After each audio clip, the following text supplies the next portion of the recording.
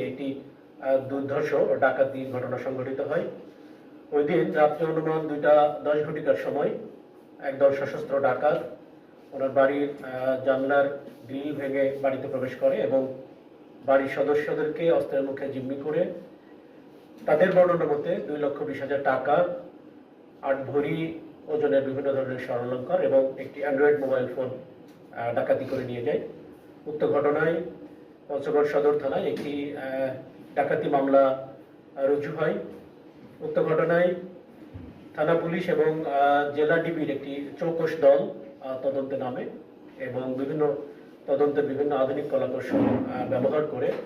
গত 4/3/2026 তারিখ রাত্রি অনুমান 2টা থেকে 3টার মধ্যে পঞ্চগড়ের গাড়াতি ছিটমহল, পুকুরিডাঙ্গা সহ বিভিন্ন জায়গায় অভিযান করে প্রাথমিকভাবে 5 জন ডাকাতকে তারা গ্রেপ্তার করতে সক্ষম হয়। গ্রেপ্তারকৃত ডাকাতগণ হল মোহাম্মদ মুজিবুর রহমান, পিতা মিনহাজ আলী, সাং মাধৈপাড়া; মোহাম্মদ রমজান আলী, পিতা মৃত্যু বসির উদ্দিন, সাং পশ্চিম মাধৈপাড়া; মোহাম্মদ সাদ্দাম হোসেন, পিতা মোহাম্মদ আবুল আলম, সাং যুগিভিটা; মোহাম্মদ আশিক, পিতা মোহাম্মদ হাবিব, সাং রাজমহল পূর্ব বাগান; এবং জোবায়ের, পিতা মোহাম্মদ আজিজ মিয়া, সাং রাজমহল পূর্ব বাগান, এবং সবাই হাফিজাবাদ ইউনিয়নের বাসিন্দা। তাদেরকে গ্রেপ্তার করা হয় এবং তাদের দেখানো মতে এবং তথ্য মতে লুণ্ঠিত একটি স্মার্টফোন, একটি সিম, ডাকাতি কাজে ব্যবহৃত একটি শাবল, একটি ছোট চাকু, 2টি বড় সোরা উদ্ধার করা হয় এবং তাদের তথ্য মতে ডাকাতির মূল পরিকল্পনাকারী মোহাম্মদ আলম, পিতা মৃত আব্দুল জলিল, সাং যুগিভিটা থানা সদর, জেলা পঞ্চগড়কে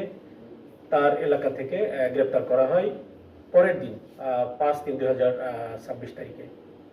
এবং তাকে ব্যাপক জিজ্ঞাসাবাদ করলে সে এই পুরা ডাকাতির যে পরিকল্পনা এবং মূল ঘটনা সে পুলিশের কাছে স্বীকার করে এবং আদালতে সোপর্দ করা হলে বিজ্ঞ জুডিশিয়াল ম্যাজিস্ট্রেটের নিকট সে ফৌজদারি কার্যবিধির 164 ধারা মোতাবেক স্বেচ্ছায় স্বীকারোক্তিমূলক জবানবন্দি প্রদান করে এবং সে যে তথ্য উক্ত জবানবন্দিতে দেয় সেটি হলো যে তার বাড়ি জনাব মোহাম্মদ নুরুল্লাহ, যার বাড়িতে ডাকাতিটি সংঘটিত হয়েছে, তার প্রতিবেশী মোহাম্মদ আলম এবং সে অত্যন্ত গরিব মানুষ। সে গত 18 তারিখে 18/2/2026 তারিখে জনাব মোহাম্মদ নুরুল্লাহ উনি পবিত্র উমরা করবার জন্য সৌদি আরবে গমন করলে তখন মোহাম্মদ আলম, যে তার প্রতিবেশী, ওই ডাকাত দলের একজন সদস্য, তার মাথায় এই পরিকল্পনা আসে ডাকাতি করবার এবং সে স্থানীয় একটা সংগঠিত ডাকাত দলের একজন সদস্য কামরুল, তার কাছে সে এই তথ্যটা শেয়ার করে। তখন কামরুল তাকে এই আশ্বাস দেয় যে তার কাছে জনবল এবং ডাকাতি করবার যে সরঞ্জামাদি সেগুলো আছে এবং তার কাছে অন্যান্য লোকজন আছে। তখন সে আলম কামরুলের সহায়তায় জিদান ওরফে জোবায়ের, তারপরে মনির, কামরুল, এদের সাথে যোগাযোগ করে ডাকাতির তারিখ নির্ধারণ করে এবং 27 তারিখ দিবাগত রাতে তারা এই ডাকাতিটা সংগঠিত করে এবং তারা, আমি আগে বলেছি যে জানলার গ্রিল ভেঙে বাড়ির ভিতরে প্রবেশ করে এবং বাড়ির সদস্য নুরুল্লাহ সাহেবের স্ত্রী ছিলেন, শাশুড়ি ছিলেন, 2টি সন্তান ছিলেন, তাদেরকে অস্ত্রের মুখে জিম্মি করে আসামির যে স্বীকারোক্তি যে উনি 30,000 টাকা এবং 17টি বিভিন্ন ধরনের স্বর্ণের অলঙ্কার তারা ওখান থেকে ডাকাতি করে নেয় এবং সাথে সাথে তারা 5 জন ছিল, 5 জনের প্রত্যেকেই ওই 30,000 টাকার 6,000 টাকা করে ভাগ করে নেয় এবং যে 17টি স্বর্ণালঙ্কার ছিল এর মধ্যে 5টি স্বর্ণালঙ্কার যেটি মনিরকে বিক্রি করার জন্য দেওয়া হয় এবং 12টি বড় স্বর্ণালঙ্কার যেটি কামরুল ওটা নিয়ে বিক্রি করার জন্য তাদেরকে দেওয়া হয় এবং এরপরের থেকে তারা বিভিন্ন জায়গায় নিজেদেরকে আত্মগোপনে নিয়ে যায়। যাই হোক, আমরা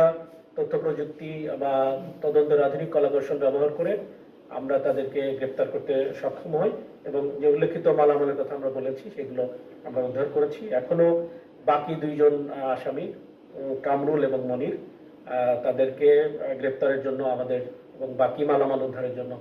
আমাদের অভিযান অব্যাহত আছে। এবং আরেকটি ঘটনা এর সাথে না বললেই নয়,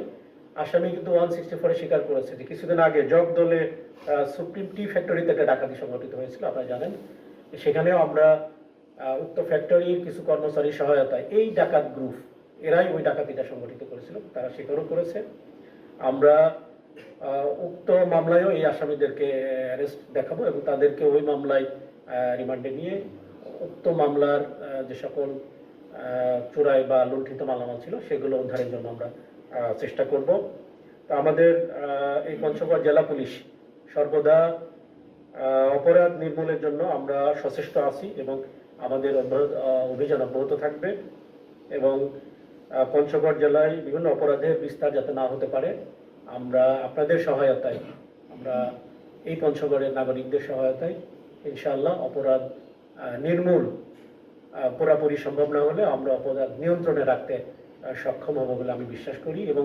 আপনাদের মাধ্যমে আরেকটা তথ্য আমি জানাতে চাই, সেটি হলো যে অপরাধ যত সংগোপনেই সংগঠিত হোক, যত পূর্ব পরিকল্পিতভাবে সংগঠিত হোক না কেন, আইনের কাছে আসলে আসামিদেরকে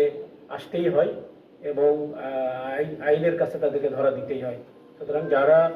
অপরাধ প্রবণ মানসিকতা নিয়ে এই সমাজে বসবাস করে তাদের কাছেও আপনাদের মাধ্যমে এই মেসেজটা দিতে চাই যে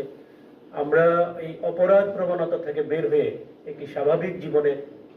ফিরে এসে স্বাভাবিক জীবনযাপন করবার জন্য এবং সবাই যদি আমাদের নির্দিষ্ট একটা কর্মে আমরা নিযুক্ত হই, একটা কর্ম করে যদি আমরা আমাদের জীবন ধারণের চেষ্টা করি তাহলে এই সমাজ অপরাধ মুক্ত হবে এবং যারা এই অপরাধে সংযুক্ত হয়ে পানিশমেন্টের শিকার হন তাদের পরিবারও এর জন্য সাফার করে। সুতরাং যদি অপরাধ প্রবণতা থেকে আমরা ফিরে আসি তাহলে আমাদের পরিবার এবং আমরা নিজেরাও ভালো থাকতে পারবো।